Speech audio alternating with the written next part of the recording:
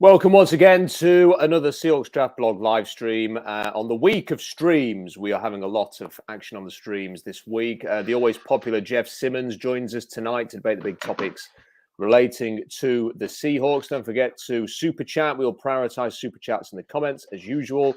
Live chat for all your questions. There's already people discussing a few topics in there. Like the video. Share the video, subscribe to the channel, all that stuff as usual. Right, Jeff, great to have you with us again. It does feel like, as we speak today, the Seahawks are facing a bit of a crossroads that you and I have discussed a lot on previous streams. We've had conversations in the past that are very relevant now. This hasn't been entirely unpredictable, has it? No, if you listen to one of our streams from June or July, you can hear everything we talked about. The roster is tied together by Scotch tape. They haven't drafted well enough. They haven't drafted to their vision. And now you combine that with Ken Norton Jr., Pete Carroll, a lot of the stuff we had concerns with them. And now you take out the quarterback. And pretty much everything we talked about in shows in July, Jamal Adams, what the risk of having him making that money on the trade, but really bigger picture, you look at a team that just hasn't built a roster that's made sense. We've talked about how they've approached the defensive line in recent years, how they've approached the cornerback room. Almost everything we've talked about in the past, it's not just us being negative or any of that.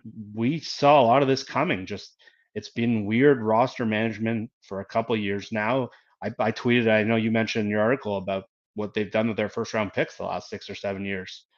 And all of this sort of has come to a head in the first month of the year. And now that Russell's out, we're going to see a lot more of this stuff. The question that I would have next, Jeff, is if we could see it, why couldn't the two people who previously built one of the greatest NFL rosters that has ever existed and delivered a first ever championship to Seattle, why could they not see it coming? Why did they not make different decisions to avoid putting themselves in this position right now? I really wish I had a better answer to that, but I don't know. And I don't really understand it either. It's for a couple of years now, I've just wondered why they haven't built a team that fits how the coach wants to play. And I've said it to you before, I've said it on multiple shows that they came in, they had a clear plan of how they built their roster. They wanted to be a team who played like Pittsburgh and Baltimore in the last regime. And they built their team that way. They were bigger and stronger and faster. They were defensive oriented. Their most physical player was a running back. Their team fit that vision. And then as they've shifted towards the Russell Wilson era, they've sort of been balanced between trying to keep him happy and trying to build a team for Pete. But the thing I've never understood about this regime is, okay, you're Pete, you want to play a certain way. Maybe you don't help Russell, but if you want to play like a run the ball, play defense, then invest in the offensive line, invest in the defensive line, build a team that strengths are there. Or if you want to be a great defensive team, invest in coverage players. And you look at, say, like the Cleveland Browns, they don't have this elusive passing game or this great passing game, but they're an analytically driven team and they play, run the ball. Their high picks have been offensive and defensive linemen. You got Myles Garrett, they got Jedrick Wills, they got two great running backs, they got a physical running back. And then you look at the Seahawks, who Pete Carroll punts on 4th and 2 from the 40, but they draft Rashad Penny over Nick Chubb. And it's just been years where their vision hasn't aligned with how they've built their team. And there've just been weird moves throughout where they could have signed Jack Conklin a few years ago and they decided to spend on 3 players, or they could have drafted, there was the Jimmy Graham, Max Unger thing that's been discussed millions of times where they've gone from there, or they could have drafted TJ Watt or players like that, of Ryan Ramczyk, line of scrimmage, dominant physical players. And they go with like a missing defensive tackle chess piece who's turned into a pretty good player, Malik McDowell, years later, which is kind of funny. But I never understood why they haven't built a team that fits how Pete clearly wants to play. And I said to you in the summer, the weird part about this roster is their 2 best players are receivers. And that doesn't fit at all of how Pete Carroll wants his team. And I think you're sort of seeing everything come to a head here where the roster just doesn't fit how the coach is playing, and their lack of talent is just almost exposed at this point. Strange that they kind of have been very brave in some instances. You know, they've made some very bold trades over the years. They've made some moves that you would say, well, that's a risk, but they're prepared to take those risks.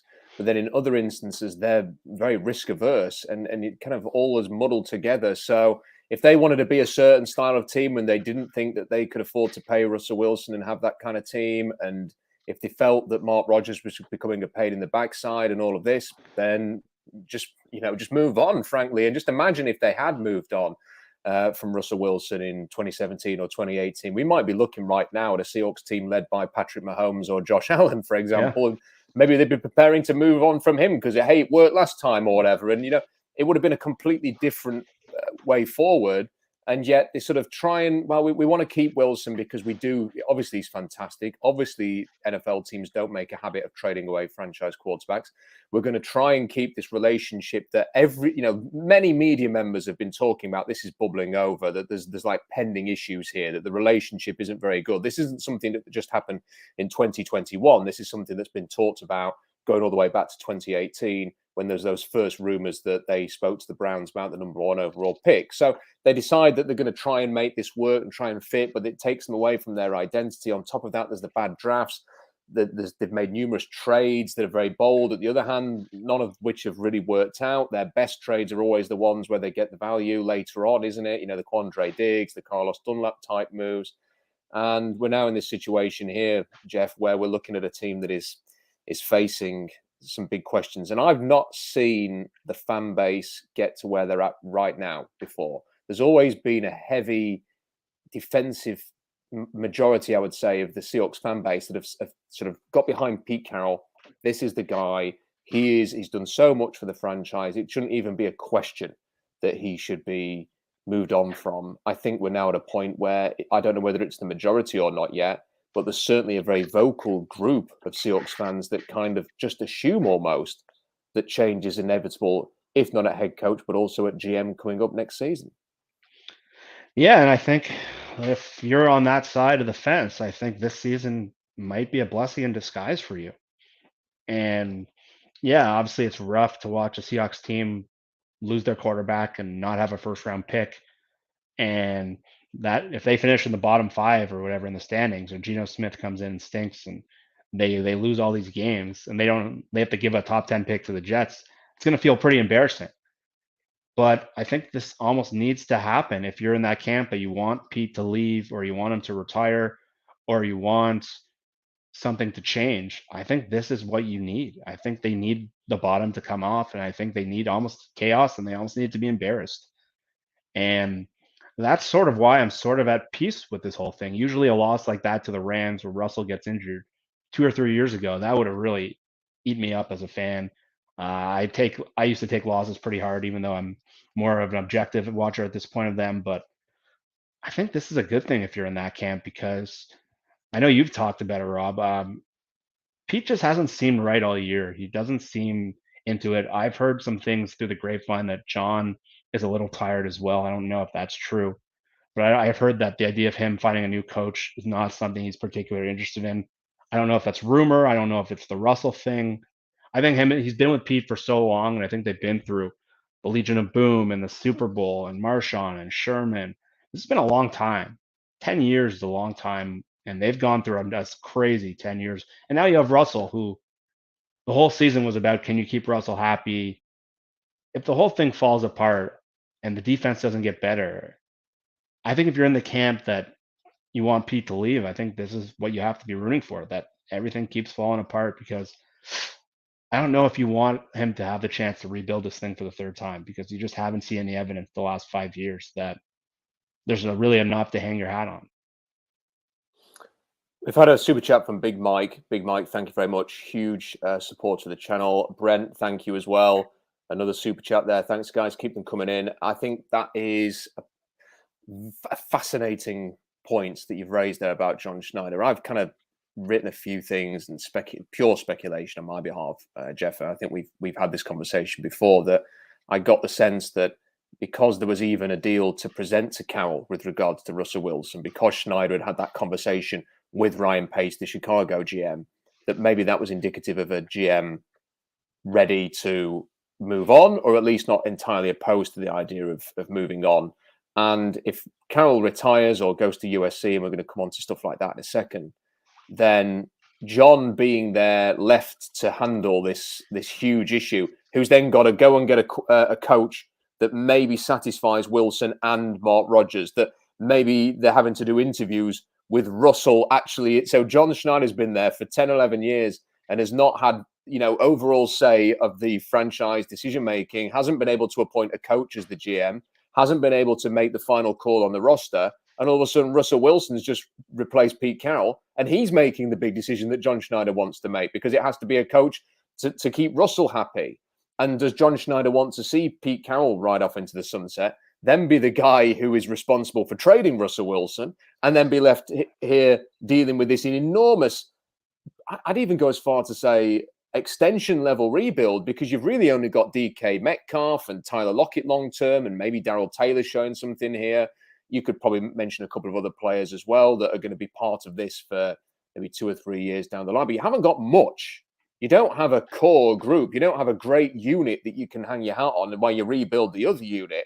I don't know why John Schneider would find that appealing in the slightest, versus maybe just going, I'm going to take a year off or a couple of years off, and then I'll come back and join a staff somewhere, become a GM somewhere else. I think that John Schneider's got enough of a track record that someone would probably give him another job. I mean, people like John Dorsey have had numerous positions in the NFL. You see these guys get recycled a little bit.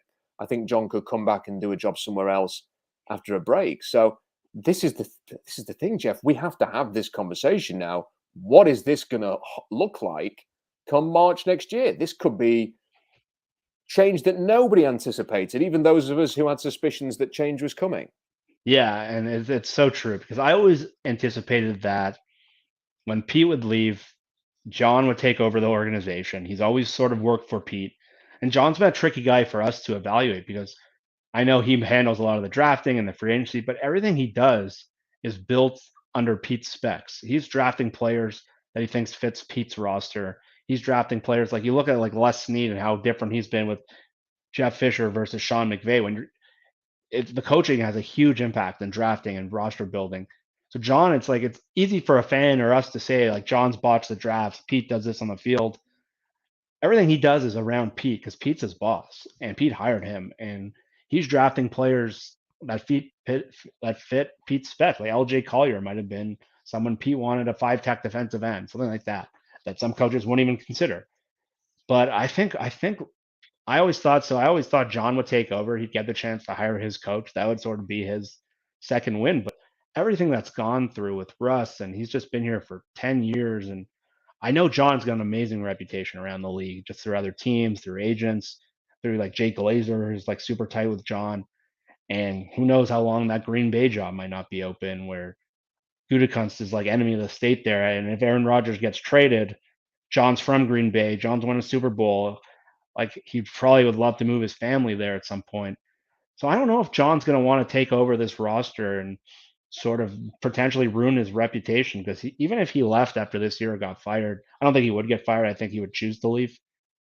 I think his reputation around the league, maybe not in Seattle with the hardcore fans, I think his reputation is really strong. So I wouldn't be surprised if he says, okay, I don't want to keep fighting this Russell Wilson thing, or I don't want to fix this team from the ground up this is probably the third era they're going to have to go to.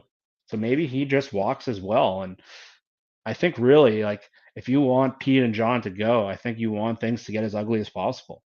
And I think there's a reason why that might happen. And I just wonder whether they're all sick of each other. Whether That Wilson's had enough of Pete's way of doing things. It's my understanding that Russell is not desperate to get out of Seattle. That he wants to. I know they often get said that his wife might want to live in New York or Las Vegas, whatever, or that maybe even Russell would want to go and play in a big market. And although that would undoubtedly be appealing when it happened, I don't think there's any real motivation there. Legacy is so big for Russell that I think he sees legacy playing for one team is as important as playing for, let's put it this way. I think the Giants are probably going to be looking for another quarterback pretty soon. You go there and win a title, well done. You've won half as many as Eli Manning won in New York. So, I wonder whether or not it's a Pete thing with Russell. If you remove Pete, does Russell, is he satisfied there? Is he satiated by that? Does John and Pete just need a break from this? I think that this year, they may well have said to each other, let's give it one last go, guys, and we'll see where we are, because how else do you put a lid on what happened earlier in the year? And now that Russell Wilson is injured and the season is on the brink of, let's just say, I know people have kind of talked themselves into believing that Geno Smith's not going to be thoroughly useless over the next few weeks, but there's a decent chance this is going to go south rapidly. And I've even personally, it's just my view, Jeff, I don't know how you feel about it. I don't know how other fans feel about it. I've kind of just, I'm accepting, I've come at peace with the fact that they're probably going to give the Jets a really high first round pick. I'm now thinking you might as well pick 38 overall versus 50 overall. You might as well have as high a possible second round pick so that you can get a better player than you would at the end of the second round. Although, funnily enough, that is perhaps where they've done their better work over the last few years. That sort of late second and an early third round. So yeah, I mean, I want to ask you some general predictions here, because I know it's early, but what the hell? What else are we going to talk about? How they're going to beat the Steelers? So what do you see? What do you see happening? Do you think Carroll retires, goes back to USC, or stays? What is most likely, do you think? I think most likely is he retires. And I think the USC thing, I know you guys talked about it with Brian on the last show. I don't think that was a coincidence that happened to come out after the Rams week and after the 2-3 and the quarterback gets injured. I don't think that's a coincidence, but there's just a lot to happen for him to get into USC. There's a long history there with leaving the team and sanctions, and there's a lot to overcome. It's new. It's a new management group over there. Obviously, I think the safest prediction would be to say that he's going to stay. He's got a new contract. I don't know how much ownership truly cares about winning. I'm not saying they don't. I just truly don't know.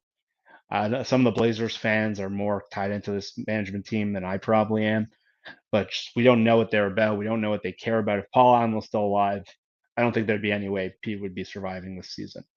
But I just get the sense that if the team goes south like I think they're going to end the year, even if they make a wild card push, which is still possible just because of the NFC is not particularly strong, I just think it's going to, at some point, it's like, do you really want to build this thing up for the third time? Because I think if he comes back, I think Russell has to be traded. I don't think Russell will want to come back with him. And frankly, if you are going to trade him, and I know we talked about this last year, Rob, this actual year to trade him makes a lot more sense than last year, because there's teams with opportunities. Like the Eagles have 3 first-round picks if Wentz plays 70% of the snaps. The Giants have 2 first-round picks, including the Bears pick. So those are 2 obvious trade markets that I think Russell would love in terms of visibility, in terms of the teams he listed. But I bet Russ is pretty happy he didn't go to the Raiders. But in the end, yeah. But yeah, I think at some point P is just going to say, if this defense keeps failing and Ken Norton Jr.'s handpicked guy can't get it figured out, and then ultimately he can't get it figured out. So I think this problem is more him than anything else. He hired these guys. He handpicked all these guys. I just think this year might be the one to just beat him down. Because I think after 2017, the Jay Glazer report was not a fluke. That Jay and John are super close. I think that was a thing he could strongly consider. And the team just isn't where he wants to be, and he doesn't like how the team's playing, and he can't get the defense. He just seems beaten down. Like, he called the defense garbage and embarrassing, and just words he never uses, and he's been benching guys. So I just get the sense, and this is based off nothing, that this just might be the final straw for him. And the weirdest thing about Pete, and like, this is never seen anything like this in any sport. If you compare his run at USC versus his run in Seattle, it's almost identical.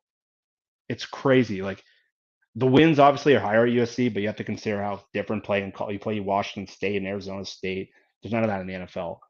But he has the huge championship win. He builds up the program. Everything's rolling. He has that controversial loss in the championship game. Both leagues. Lendale White isn't on the Rendry Bush isn't on the field for the final play. Marshawn Lynch isn't on the final. They can't stop the quarterback. And then the team has a slow decline, and then he sort of leaves the team in tatters. If he leaves the team and the Jamal Adams things blows up, it's almost identical, which is a crazy, crazy thing. Yeah, the parallels are, like you say, are just stunning, really, when you put it that way.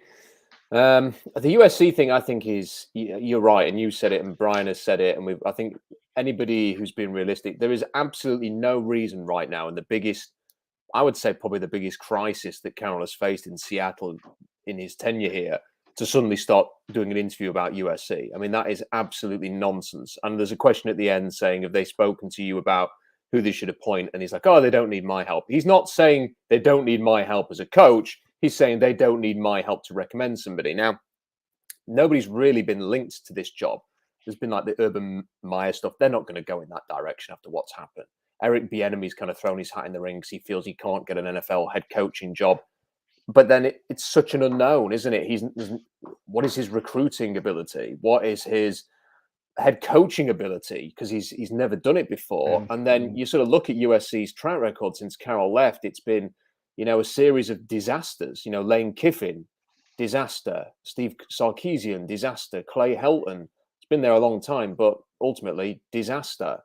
And if the legendary coach, who may just be a safe pair of hands, will come back and right some of the wrongs, and he left them in this state. And if there's not a lot of look, why would anybody want to go to the Pac-12 right now?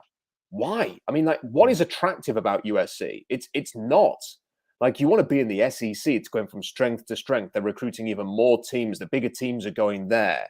The Pac-12 is a bit of a wasteland.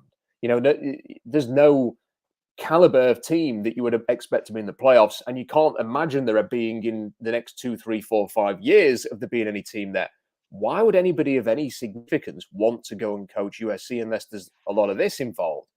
And they maybe like the weather. I don't know, or that's their old school. So if Pete's going, well, it's kind of convenient for me to just finish off there, do the last sort of 3, 4, 5 years of my career there, have a statue built of me, get some coaches in to do some of the stuff I don't want to do my podcasts. He's got a production company now, hasn't he, Carroll? I think he's sort of well into that. Probably gives him a bit more time to do that and be heavily involved in that. It makes a lot of sense. And I've just got a feeling that if there's mutual interest there, that could happen, and it would be convenient for everybody involved rather than just a flat retirement. But if it doesn't happen and it suddenly comes out that they've announced, I don't know, they've managed to pluck somebody from the Big Ten or something to go and coach USC, then I think retirement would be, personally, I think I'd agree with you that retirement would be the most likely. So that's Carroll. Schneider, seeing as we've kind of both think that Carroll's on the out after this year, are we all also thinking Schneider's going to go? Because I would lean that way too. Yeah, initially I would have said no. I always thought that John would have wanted sort of his stamp, hire his own coach, build a team. But the weird thing that sort of changed when they drafted Russell Wilson, no one championed Russell Wilson more than John Schneider. He was the one who essentially discovered him. He had to sell him on Pete. Pete had to call Bud Grant to get his opinion on Fran Tarkenton. This was Schneider's guy. I know Davis Sue has tweeted that he's got ties to her, that Schneider thought Russell Wilson was the best player in the NFL before he even started, when he was a third-year player. But I think as the money has changed, as dealing with Mark Rodgers has changed, and I think when you see what Russell's next contract is going to be, I don't know if John's got that. So it's either, do you come back and do you trade Russell and start over? Does John really want to do that with a new coach? I'm starting to think no. 2 years ago, when everyone was starting the anti-Pete stuff after 2018 and after 2019, I always thought, okay, John will eventually get his chance. But the more this has trended away, I'm starting to think no. And just watching the Seahawks play, and I think the drafting and the way they've had to build the team, I bet you that's wearing on him. Because have you seen Dallas play this year? Yeah. Yes. Yeah. I have. Yeah. Yeah. So if you watch the Cowboys play, it's so different to the Seahawks. It's blue chip first round pick. And it's why you're draft guys. It's why we're so hard on this team. You look at Dallas, and it's Micah Parsons, first round pick, Tyron Smith, Zach Martin, Zeke Elliott, even Trevon Diggs. Trevon Diggs is a blue chip player from Alabama. Stephon Diggs' little brother. CeeDee Lamb, first rounder from Oklahoma. They trade for Amari Cooper, first rounder from Alabama. Blue chipper, blue chipper, blue chipper. You look at the Seahawks, and LJ Collier and Penny and Jordan Brooks has had a down year. And that's why one team's trending towards the Super Bowl. And you say what you want about Mike McCarthy. He's got good coordinators in place, and they got first round pick. If a down year, you get Micah Parsons, who's probably going to win Defensive Rookie of the Year. And you look at the Seahawks, and the talent's not there. And at some point, I might just think he might want to break, reset, maybe see if a better opportunity comes up down the road. Maybe that's Green Bay. Maybe that's go work with a buddy somewhere. Because things change quick. The Chiefs are a great example of a team that's starting to resemble the path the Seahawks were on 5 years ago, where they had to pay everyone. Everyone sort of figured them out, and they just have giant holes in their roster. And so the league changes very quickly, and I'm starting to wonder maybe he wants a change. I don't know if rebuilding this team for the third time is that exactly a new change to fire him up, especially that involves dealing with Mark Rodgers or trading Russell. I think Dallas are a great case, argument and case point and case study to have a look at, like you say, where the Seahawks have gone wrong, and also, sort of a path forward here. And they've had their own issues. I mean, they looked like a hot mess at times last year, and Dak Prescott's had injuries, and Jerry Jones is Jerry Jones, and yet they have done a good job acquiring talent over the years. The one thing you couldn't accuse Jerry Jones of is misusing his early draft picks. I mean, he does a generally good job of, and there was so much pressure on Jerry Jones to go in a certain direction, get one of the big cornerbacks, and do all of that in the draft, and it didn't happen, and they didn't move up. And he takes Micah Parsons. Parsons, probably one of the top 5 players in the draft, fell because go on Google why he fell. I mean, it's very well reported why he fell, but they took a chance on him, and they end up with a really useful player, and he can play pass rush, he can play linebacker. They just go, we'll take Jabril Cox in round 4, and we'll call it done with our linebackers. We will take a chance on Trevon Diggs, who fell from top 20 pick at the start of his final college season to middle of round 2. Malik Hooker, is a useful safety. We'll pluck him out of obscurity, having had an injury hit season, and we'll give him a shot. We'll do the same with Keanu Neal. We have weapons. We have an O-line. We have a quarterback. We've, that linebacker that we paid tens of millions of dollars isn't doing it for us. So we'll just write that off rather than prolong the agony any longer. Just off you go to Green Bay. We're going to take the dead cap hit. We're going to move on from that. We don't need you anymore. Like you say, so you want about Mike McCarthy. He is, for all of the, the jokes about him, I can't imagine the analytics crowd are too, I don't follow that as closely. Maybe they've found a way to dislike him, but he came back into the league preaching that mentality that I'm going to do what the numbers tell me to do. And I'm a modern coach now. And he has, go and get Dan Quinn as defensive coordinator. Keller Moore seems to be, he'd never worked with Keller Moore before, but there was promise there. We'll work with him. We'll make that work as well. And there's a lot to like. And if Dallas had a run and a push at the playoffs, and I know a Cowboys fan, and also Cowboys fans can be very irritating when their team are doing very well. And he's starting to get a bit annoying about that, about how exciting it is for the Cowboys. And you can sense that they're starting to believe. And I envy that a little bit. It's been a few years since, personally, Jeff, I kind of, just my mind wandered to the Seahawks game at the weekend and thought, what is going to be happening here? What is going to be the fate this weekend? Because you just sort of wouldn't you get excited about it. So we've talked a bit about Carroll and we've talked a bit about Schneider. What are we thinking with Russell Wilson then? And because whatever we decide here is probably going to answer the next question about what is the next identity of the Seahawks in terms of coaching, in terms of who's leading this thing, steering this ship forward. Because if Russell Wilson's still here, it has to be a certain kind of candidate. And if Russell Wilson's gone, it might have to be somebody entirely different, because you're talking about a massive, massive rebuild.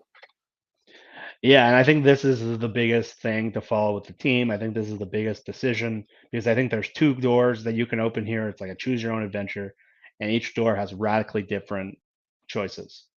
Because if you're in the camp that you should trade Russell Wilson, this is absolutely the year to do it. He's 34 years old. His value is only going to get worse every year as he gets older. There are teams with multiple first-round picks, and we can see the talent as an issue here. I mentioned Philadelphia. They have 3 first-round picks. One of them is Miami's from that idiotic Jalen Waddle trade they made with them last year. So they might have 2 picks in the top 10. And then the Colts aren't doing particularly well either. So that might be 3 very, very high picks. But if you look at that option, and it's easy to make that option, everyone's played Madden before and traded away a whole franchise and built the franchise from the ground up, and it's exciting if you're a draft guy. But the question that I keep asking is, okay, it's easy to say and it's easy to do, but who's your quarterback? And I follow the draft pretty closely. I don't watch as much film as a lot of other people do. I just follow the league. I follow the names. This is a horrible quarterback draft class. If you're hoping that you get a quarterback in this draft, you're hoping essentially you're throwing a dart from Like you're throwing a dart at a wall. Like if your plan is just get first round picks and hope to hit on a quarterback, you could end up in this long rebuild that who knows how long it takes. And once you're in that like purgatory, like it takes a long, long time to get out. You got to hit quarterback in the right year. And then thinking about around the league, I follow the league pretty closely. Which quarterback's coming available? Can you name one?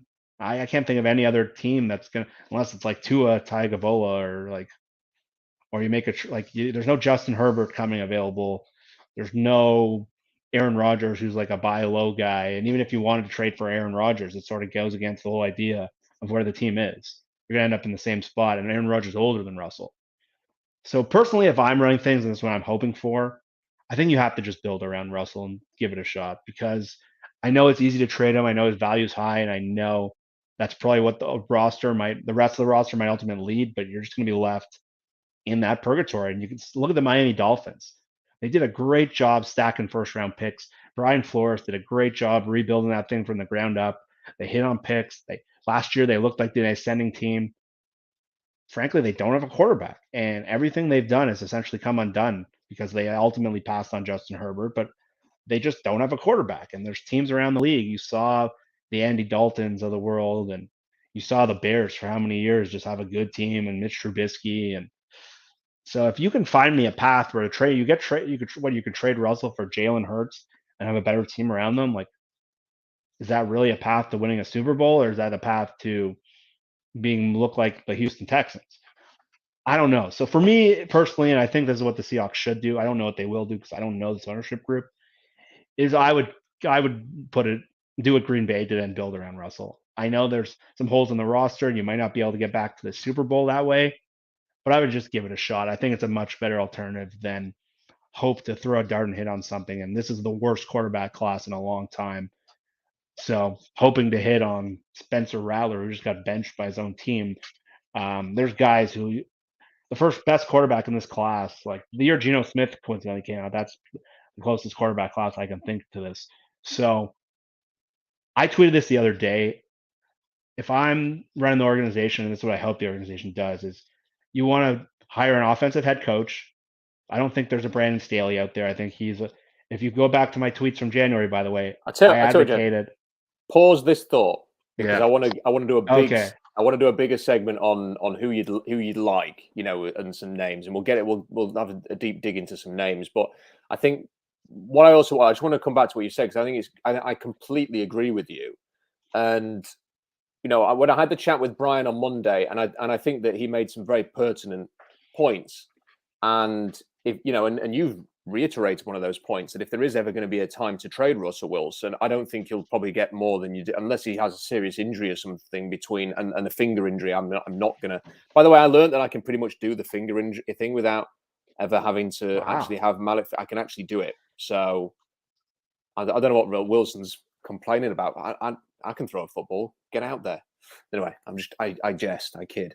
But I think that you're right. His value will be stronger. But here's the thing. So if you move him and you get 3 first-round picks, let's say, maybe 2 this year, 1 next year. I've got a list of players here, Jeff, and what I tend to do is when I'm watching players and I'm watching college football is I'll write down the players that I think these are players that I could realistically see going early, not top 10, just early. And that could be anything in the first round, frankly. And I can tell you that I have got on my list, I've got it here, 1, 2, 3, 4, 5, 6, 7, 8 players on that list right now. That's it. This is not a deep class of top-end talent to the point where I think that some of the better names on this list, Kayvon Thibodeau from Oregon, Derek Stingley from LSU,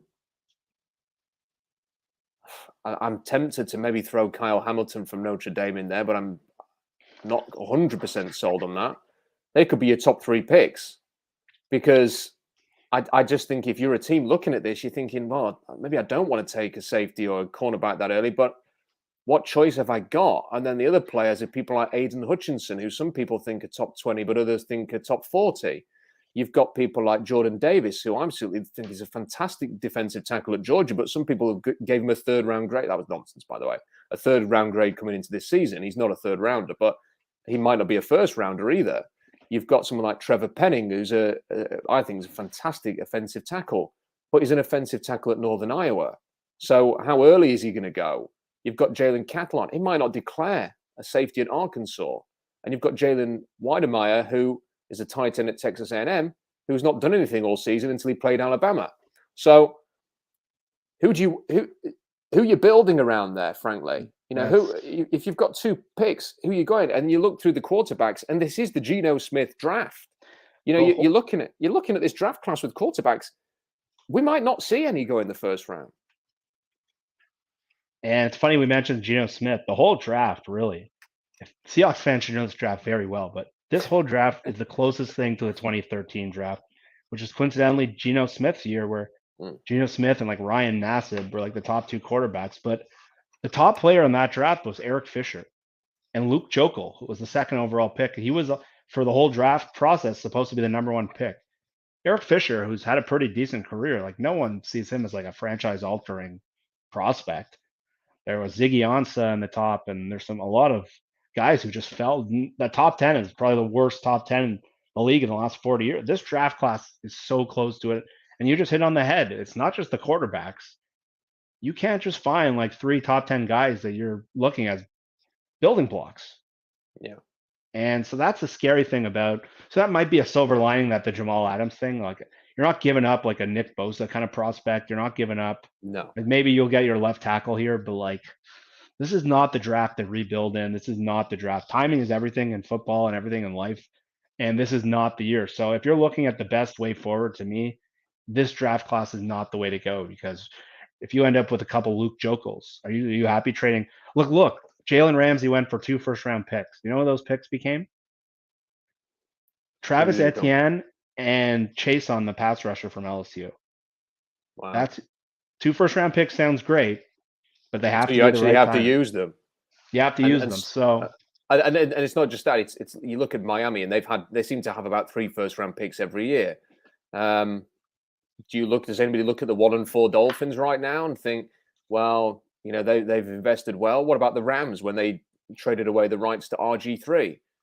You know, did they make the best use of the picks that they got from that trade? Arguably not. I mean, they still drafted pretty well generally, but the picks they actually got from RG3 didn't work out. Neither did the draft picks. So you've got a problem there. And I kind of look at it as another way, Jeff, is, do you want the Seahawks to end up like Chicago, trading multiple picks for a guy who's dropped in the draft and then benching him so that Andy Dalton can play for you? Do you want to be a team that spends 2 or 3 years toiling at the position and then goes, oh, what the hell, we'll just give the Detroit Lions 2 first-round picks for Matt Stafford, age 32, 33? Or do you want to go and spend an absolute fortune on a Matt Ryan or a Sam Bradford, you know, who people would freely trade first or second-round picks for? Do you want to be relying on a Case Keenum or the latest version of Trevor Siemian or Teddy Bridgewater's latest, you know, 1-year contract? Do you want to trade a second-round pick for Sam Darnold? You know, none of those things are appealed. Do you want to give Daniel Jones or Tua their second chance in the NFL? Because when I look at all of that, I just go, no, no, no, no, no. Now, if you get me, if there was a draft here, Jeff, and, you know, over the years, you kind of have different opinions about draft classes and you see certain players. And I can remember when Lamar Jackson was playing for Louisville, and he was so exciting, and you thought he looks like Michael Vick. He is fantastic, and there was always kind of a feeling as the draft was going along. I think his mum was his agent, and teams were a little bit turned off by his unwillingness to do anything in the build-up to the draft, and it's one of the reasons why he fell. But you could look at someone like, you could rally behind that guy. Like if me and you could sit here now and there was a Lamar Jackson in college football, we could go, it's okay, there's this guy, and we can pine for him. He might rise, but we can at least say, we want that guy. I can't find anybody who I can say, and you know what? I've not seen anybody, unless people are going to say, oh, after one game, the Oklahoma true freshman is a pro prospect because he played well in the second half against Texas, who've not had a good defense in years. There isn't anybody who I can say, I want that guy. There's no Trevor Lawrence down the road. There's nobody who you think in a few years, it'll be him in this draft class. And that scares the crap out of me. And for that reason, amongst all of the other reasons we've discussed, I think you have to stay with Russell Wilson. You cannot give him away just to get picks and then hope that you nail those picks and then say, we're going to go and find a quarterback that's going to stop this team being terrible or average at best. Because without the quarterback, and people say, Jeff, you can't afford to pay a quarterback, you can't do all this. Well, Tom Brady's won a whole bunch of Super Bowls. You've had Aaron Rodgers in Super Bowls. Big Ben's been in Super Bowls. Drew Brees has been in Super Bowls. Patrick Mahomes has been in Super Bowls. Who I could imagine easily a Justin Herbert or a Josh Allen being in the Super Bowl this year. You know, you need a good quarterback more often than not. The Nick Foles or the corpse of Peyton Manning are very few and far between. You cannot hang your hat on those guys getting into a Super Bowl and say, we don't really need one. Yeah, and that's always my answer because I know there's a lot of people I talk to that will show me what Russell Wilson trades you can make. Some of them are pretty good, but my first question is always, okay, what is the path to getting a quarterback? So unless you're trading them straight up for like you get Justin Fields and a couple first round picks, sure, maybe I'd consider that. But Chicago doesn't have a first round pick this year anyway. But it's what you said. Like if you look at the league and you see who's going to be available, it's maybe Aaron Rodgers, but you're going to have to trade for him. So I don't know if that aligns. That's if John Schneider stays, maybe that's the route they go, but I don't see that as logical. Like a Russell for Rodgers swap. I don't see that as very logical, to be honest. They have Jordan Love. I think if they're moving on from Rodgers, they're taking Jordan Love. So you look, the guys are Teddy Bridgewater, Sam Darnold, maybe Matt Ryan, Ryan Fitzpatrick. Who else? Andy Daltons of the world, Jacoby Brissett, Tua.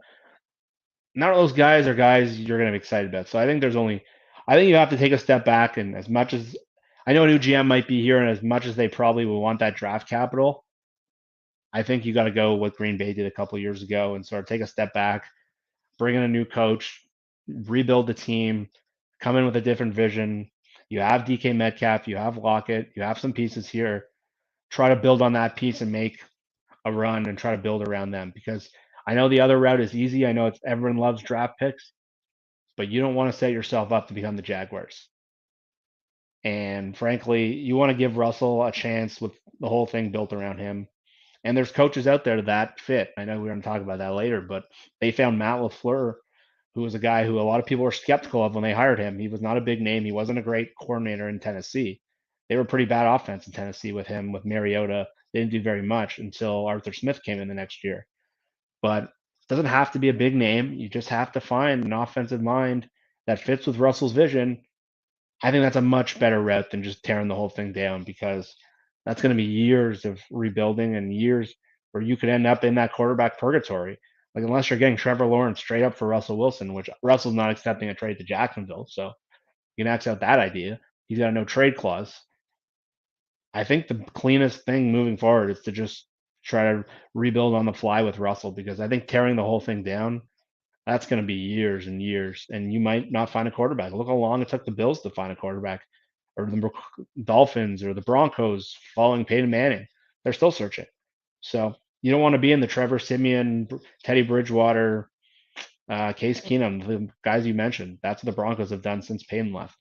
Yeah, the Broncos are a great example, and they are desperate. They are desperate for a quarterback in Denver, and we're talking about, well, Russell Wilson's 32 now, and his like his worst form is the back end of last year when he threw for 12 touchdowns and 5 interceptions, and it's like, well, you know, we've all seen a lot worse than that before you just throw the baby out with the bathwater. I think you have to build around him too, and I think Green Bay's the perfect example. Just learn from their mistakes. Don't say, okay, we're going to make sure everything's sorted here, and we'll get Russell a coach who can change the philosophy a little bit, and then we'll draft a quarterback with the first draft pick. You know, we'll just don't do that, and you'll be okay. You know, just try and massage that relationship with your quarterback a little better, and then things will be fine. Right? People are throwing names out there. It's time for us to throw a few names out there. A candidate to replace Pete Carroll. Not an easy thing, and it will need to be somebody I think who's very different to Carroll. I'm really, really fearful, Jeff, that if it did come to this ownership of trying to find somebody that would go, who worked for Pete, who could Dan Quinn, off the back of a decent Dallas season. I would hate for something like, no offense to Dan Quinn, but I would not want him to be the head coach in the Seahawks.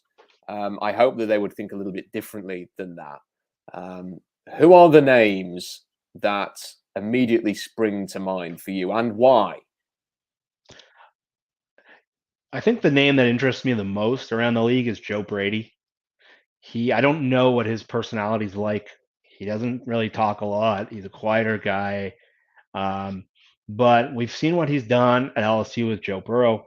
Joe Burrow was he had to leave Ohio State. They built them, and you've seen what happened to LSU since this guy's left. Like, yes, Joe Burrow and all those guys left, but the offense they built with him running it was special. And LSU has fallen into the tank since he's left. Then he's come to Carolina, and he's had two different quarterbacks, Teddy Bridgewater, Sam Darnold, and the offenses look pretty good. And I think he's creative. He came from Sean Payton.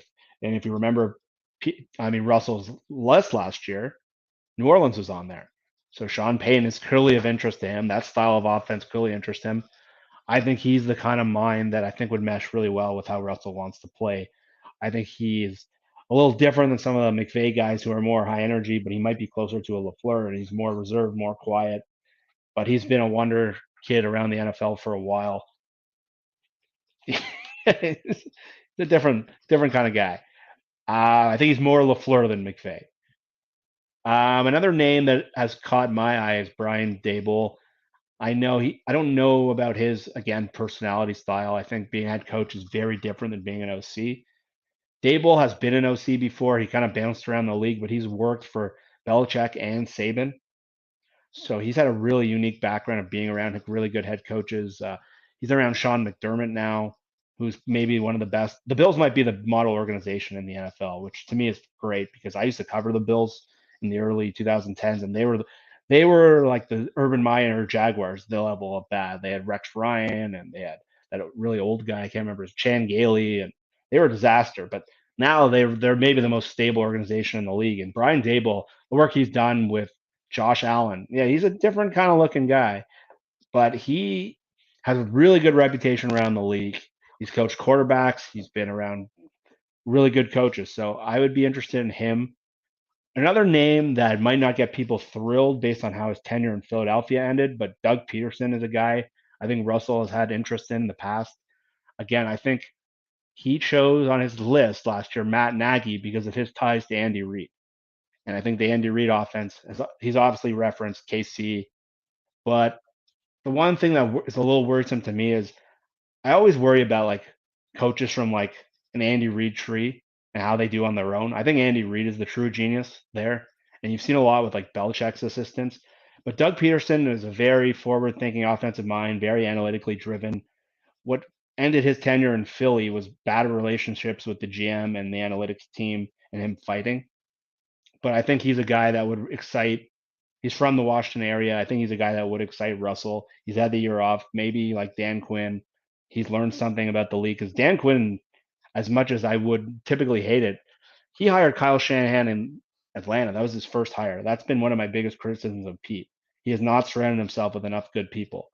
So maybe Doug Peterson, from being the year off, he might change a bit because he showed some pretty good signs before things sort of went into a tailspin there. But Brady, Dable, Doug Peterson, those are the guys that jump out to me in terms of who I think stylistically would fit really well with Russell. I agree with a lot of those names. And when I wrote my sort of plan, Jeff, and what I was kind of hoping to see, that I immediately went to Joe Brady and to Brian Daboll, and you kind of write these things out. And as I was writing it out, though, what I was thinking was there's very legitimate reasons for wanting either of these two, but I'm also scared to death at the thought that you just don't really know how good these guys are as head coaches. And this is the problem that we all have on the fringes here is we never interview these people. We never speak to them. We don't know what they're about. We don't know how they are with their players.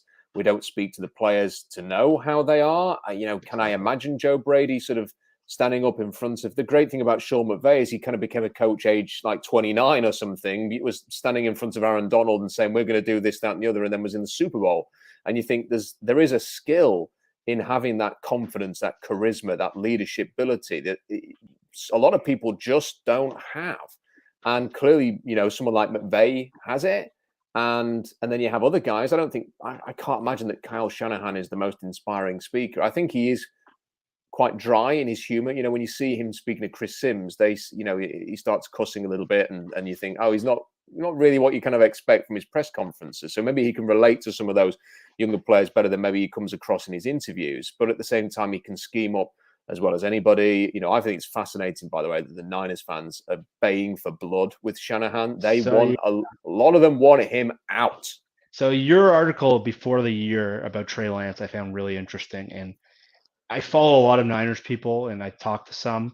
And there's some weird stuff going on there. If the Seahawks fans want to take solace in anything, stuff is starting to unravel around there. If you watch Kyle Shanahan, he just looks uneasy. He's making weird decisions.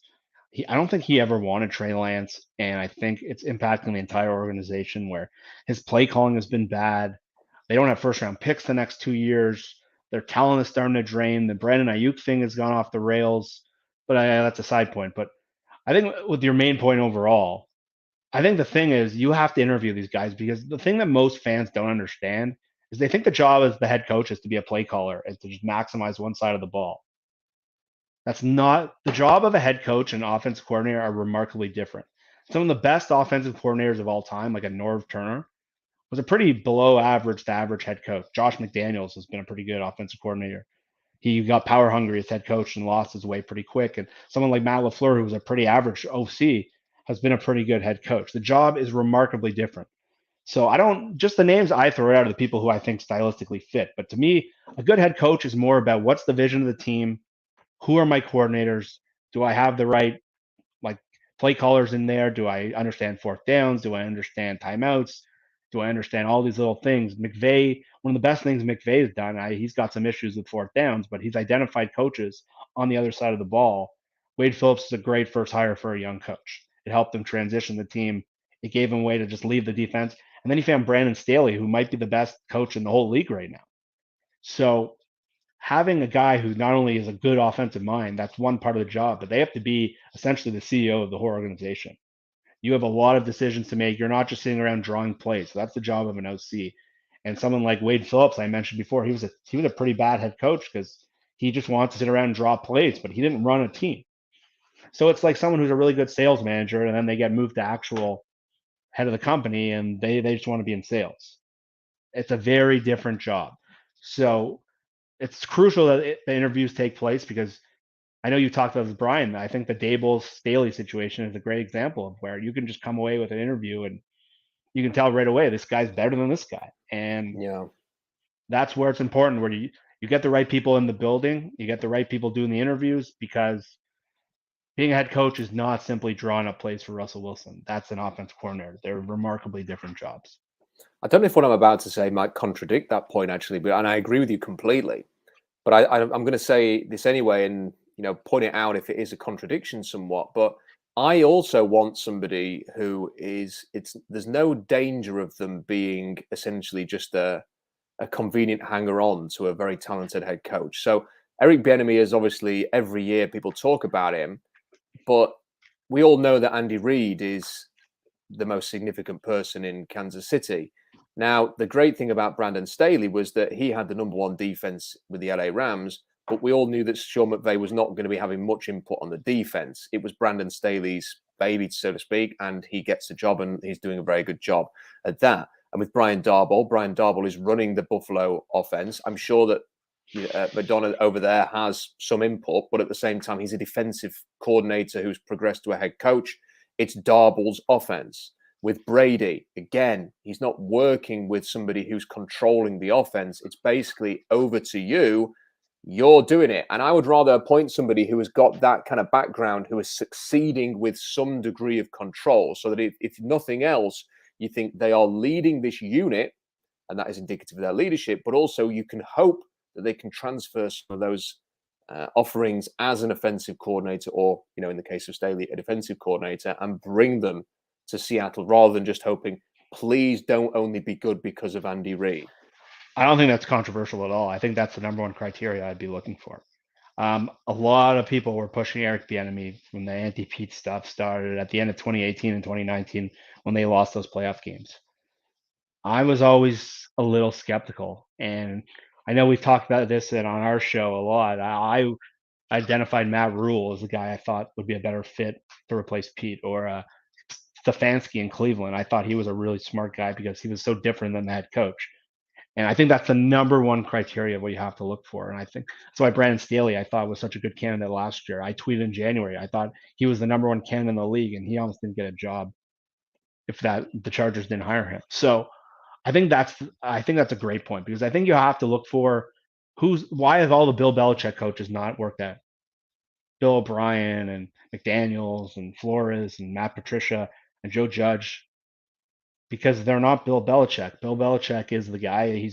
He grooms the coaches, but they try to be like Bill Belichick. And even Pete Carroll, to an extent, a lot of people have tried to be Pete Carroll, and Lane Kiffin and Steve Sarkisian and Gus Bradley and Dan Quinn. They've all come in and tried to be Pete, but Pete is very unique as a coach. We all love him or hate him. He has very unique skills that like no one else has. His ability to do certain things, no one else has those skills. So I want someone who's shows leadership, because I think that's one of the most important parts of being a head coach. But I want someone who's run their own unit, because I think that's the number one criterion of who can carry things over to the next level. And when I look at Brady, I think that the impressive thing with him is, as you mentioned, he's worked with Sean Payton, who was an assistant to Sean Payton for 2 years. That will appease Russell Wilson. You look at the work that he has done. I'm trying to pull the numbers up here. So again, I think everybody remembers LSU being this amazing team, Jeff, and they don't realize, how surprising that was. Joe Burrow going into his Heisman winning season, when he threw 60 touchdowns, was considered maybe a 7th round pick. Day 3, not going to do anything. In his penultimate season at LSU, he threw for, I think it was 16 touchdowns and 5 interceptions in 13 games. We were talking about a pretty average quarterback. And then he suddenly is a 16 touchdown dynamo. Yeah, it helps when you throw into Jamar Chase and Clyde Edwards-Helaire. You have a very talented offensive line in front of you. You had a good defense. But still, that elevation, it wasn't he improved a little bit. He went from 16 touchdowns to 60 and winning the Heisman, and LSU being undefeated and not really looking like they were ever going to lose a game. And just one of the greatest teams in college football that we've ever seen. And I think you see the work that he's done at Carolina, it is impressive. And he's done that work without a great offensive line, without a lot of amazing pieces. They have Christian McCaffrey and DJ Moore. Christian McCaffrey's had a lot of injuries this season and last, and they've had to cope without him. They've had to play with people like Teddy Bridgewater and Sam Darnold at quarterback, and yet he still made them a lot more competitive than they otherwise would be. And then you look at Dable, and I just have been so impressed. You watch the Bills, and you never really know what they're going to do. But they're going to attack you in the ways that they think where the weaknesses are. It's not going to be, we do this. Our vision is purely this and only this. And every game, you better be ready, because we're going to bring the same thing every week. I will never, ever forget. I think it's one of Pete's worst moments in Seattle was after that Buffalo game, when he came out and said, we thought they were going to run the ball a lot. And they threw for the first 30 plays in the game and got it to like a 14-0 lead in no time at all. And you think that was probably the first moment when I thought, they really, really need to make a change now, because that's embarrassing for the coach to come out afterwards and admit, we expected run. And they didn't do that. They did literally the complete opposite of what they were expecting them to do, and were brilliant in doing it. And for that reason, I think, I'd like to see that. I'm sure the fact that Josh Allen has turned from a pumpkin into Cinderella's carriage in the last couple of years as well, and may even be an MVP candidate. You would imagine he's going to be an MVP candidate for years. The other names that people are mentioning, Jeff, and I wonder if you get a thought on these. So, sure. One of the names that I've been seeing pop up a lot in the comments section is this guy, is Keller Moore. Now, it seems a little strange to be talking about him, because he, to me, if you'd have asked me, I would have thought he was still playing for Boise State. But he's obviously, I'm kidding. He's been at Dallas for a while. He's got a good track record. We've talked about the talent that they obviously have. I think even when Dak Prescott was out last year, the Cowboys' offense, it didn't completely collapse. That I wouldn't necessarily put that down as the reason why they didn't have the kind of success they were hoping for there. Is it too early for someone like that to become a head coach, do you think? Or is he somebody who would appeal? I think he's somewhat in the line of Brady in terms of like age and experience, but I would be a little reticent with him just because I haven't seen him do it in multiple stops like I've seen with Brady. I think it would be very tough to see why Keller Moore would be a better candidate than Joe Brady or Dable, who've been around. They've worked with different things, worked with different coaches. And on top of that, I think he's the kind of guy that's going to be very hard to pluck out of Dallas. I think Jerry Jones would almost pay him anything to keep him there. So I think he's a guy that I know he's the flashy name in the league. I know Dak's had a great year. I know the Cowboys are super high on him. I just don't know if he's the most realistic fit. And I don't know if we know enough about him other than he's been very good with a highly talented Dallas team. I don't know if he might be the next good OC. I don't know if he's another Jason Garrett or I need to learn more about him. I don't think I'd feel very comfortable with that. Now, the other name that I'm going to throw out there is somebody that I've often argued is an overrated coach. And I'm only going to sort of bring him to the table, Jeff, because I just want to sort of throw it out there. Mainly because of he has worked in the league and he's worked with the Ravens. And the thing is I'm not a big fan of his because I think when you watch Stanford, yeah, they're constantly underwhelmed by them. But then I actually looked at sort of his track record of he has worked on offensive staffs with the Eagles, with the Raiders, with the Ravens. His record at Stanford, and I think we kind of get caught up a little bit because Jim Harbaugh was so good with Stanford, and they had Andrew Luck, and they were right at the top in the mix for national championships for a time. But his record is actually 93-39.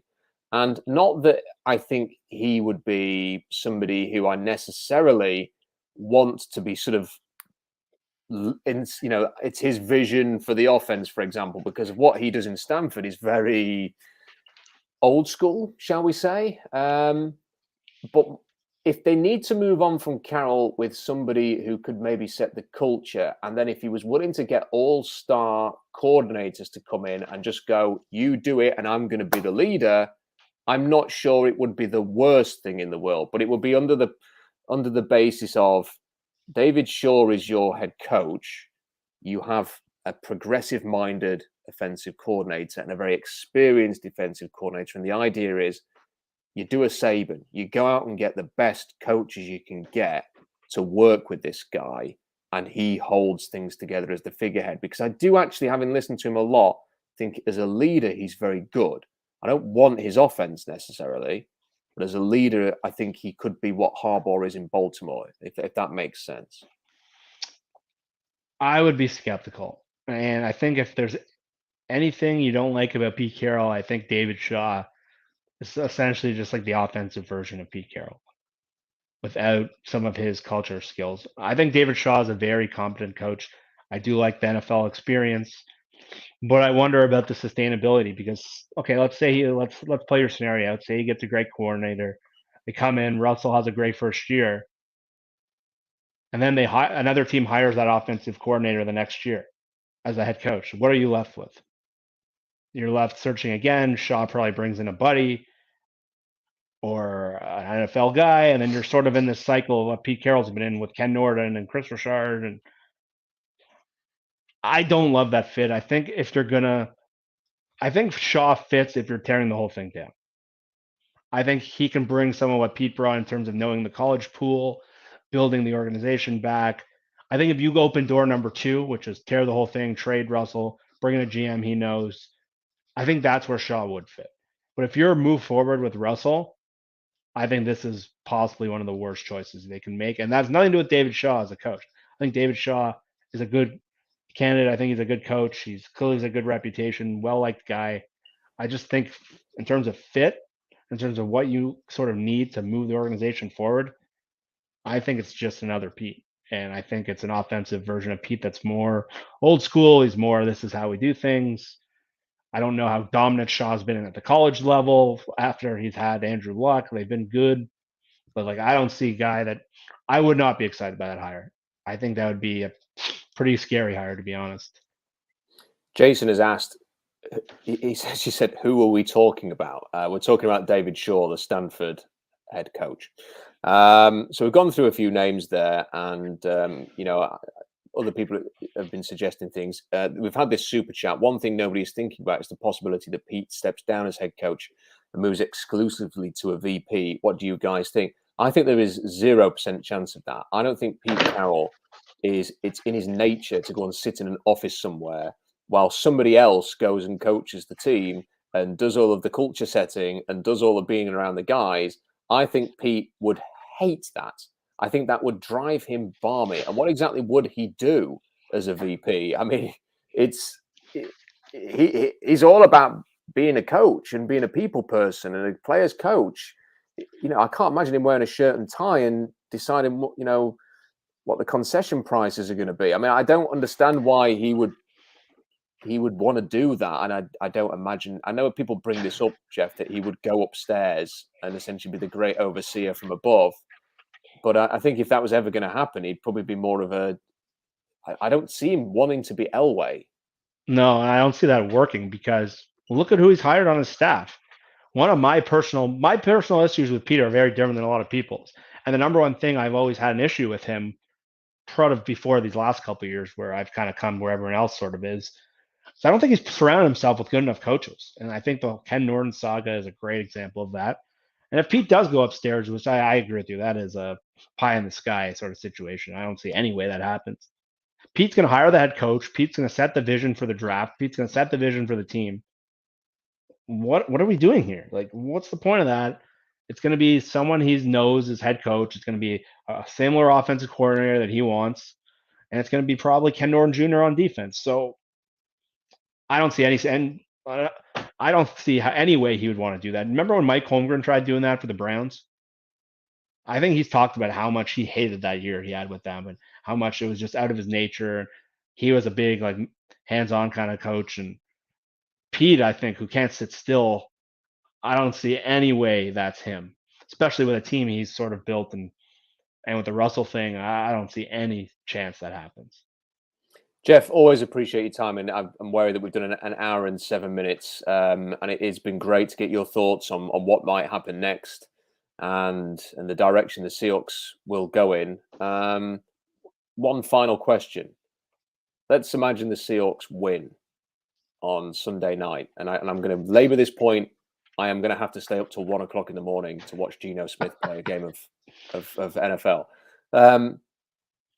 What do you think the thoughts will be after that if they beat the Steelers, which is not impossible? It's not totally out of the realms of possibility. Are the fan base then going to turn on guys like us for daring to have the conversation that we've just had?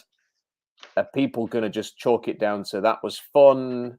Are people going to start throwing out wild takes on Russell Wilson because Geno Smith's won a game in Pittsburgh? What would you predict if that happens? I think if the context of that win will be really important. If it's one of those games where like Ben Roethlisberger just shits the bed and he comes out and he's been pretty horrible this year, I think teams won't think much of it. But it's a game where like Geno Smith comes out and you saw some of the things that I don't think Geno's anything. He's more than like a replacement level backup quarterback. I have no high opinion of Geno Smith. I think he's fine as a backup. But he did some things last game that Russell has not really done. And it sort of showed you some of the things that Russell's receivers have been annoyed with in the past, where he hit DK on time, he hit his tight ends, and he threw the ball on time. And I think if he comes out and has a game like that, you're going to hear a lot of hot takes about Russell. And I think people are going to completely overreact to that one game with Geno Smith. And really, I think if you're looking at this game, I think you just want to look at this game like a preseason game. And the fun part of me, we used to be watching preseason. This year wasn't very fun because they didn't have very fun players to watch. I would look at it like a preseason game. I would focus on the certain players that you care about, that are going to be here for the foreseeable future, and hope they look good. I don't think the game result really matters at all. I think if you want change to happen, I think you want them ultimately to lose and ultimately to not look that great. But I think you just want to focus on guys like DK. You want to focus on Taylor. Maybe you want Jordan Brooks to play better. Maybe Trey Brown plays, DJ Reed, Jamal Adams, if you're still hoping he shows something. I can't believe we went through this whole show and didn't talk Jamal. It's the record for you. Wow. That's how screwed up this team is. It actually is a record, yeah. Yeah. But I don't think you should react one way or not. I know if they win, people are going to start calculating, okay, they got Jacksonville coming up. They got a average Saints team. Maybe they can slide into the playoffs in the wild card. Yeah, they could. They can make the wild card, this team, if things bounce right the next 3 weeks. But I think you need to keep the big picture in mind. I think you need to be realistic about what this team is. We saw what they've been the first 5 weeks. Minnesota hasn't won a game other than when they played the Seahawks. The Colts have only one win, and that was the only game they looked competent against. So I think look at this like a preseason game. If they win, feel how you win it. Feel after a preseason win. If they lose, feel after a preseason loss. It's almost irrelevant. You want to see the players shine and you want to see players flash. I would say focus on that. Don't react. If Geno Smith looks great, fine. That's a good thing they have a good backup quarterback, but that doesn't mean much big picture. I think big picture is how you have to look at this team right now. Yeah, and my only hope is that Darrell Taylor gets some more snaps. I mean, I just play him more often. And Pete did say today he's ready to take on a bigger workload. You could argue he probably was last week as well. Yeah. But I'd like to see him get considerably more snaps. I know there's this kind of view amongst some fans that I hammered Darrell Taylor or don't like Darrell Taylor or something like that, Jeff. I don't know if you guys had this conversation, but for me, it was just a concern that he would ever play. He didn't play at all in his rookie year because he didn't feel comfortable playing with a rod in his leg. I was cautious that he ever would get over that. And I can't imagine what that is like, playing NFL football with a rod in your leg. And if it was a real mental issue for him, I wondered if he was ever going to get over it. I'm delighted he has. I think it's great that he's got 4 sacks. Let's see a bit more of him. Let's see if they've got something here. It'd be great if if he could really emerge, and sort of the lasting parting gift maybe that the PCJS era could give us was a great pass rusher to go with DK Metcalf and Tyler Lockett as maybe your sort of players that you retain for the long term. Big thank you to everybody who has sent a super chat in. The comments have been flying in throughout this, and no doubt this is a debate that will continue. Jeff, it's always especially well received when you come on, and it's always a very intelligent debate. I learn a lot from listening to your views, so much appreciated for coming on again. Yeah, it's good to be able to talk about this for an hour, and there's a lot to cover. It's not like we're talking about a Pittsburgh game coming up, so it's good to have people chat about this. So yeah, I'm always happy to come on. There's a lot to get off our chests, and there's a lot to talk about because this next 10 to 12 months is going to be very, very interesting for this franchise. Certainly will be. Jeff, great to have you with us. Thank you to everybody. Like, share the video, subscribe to the channel. Really helps a lot. And we'll see you next time.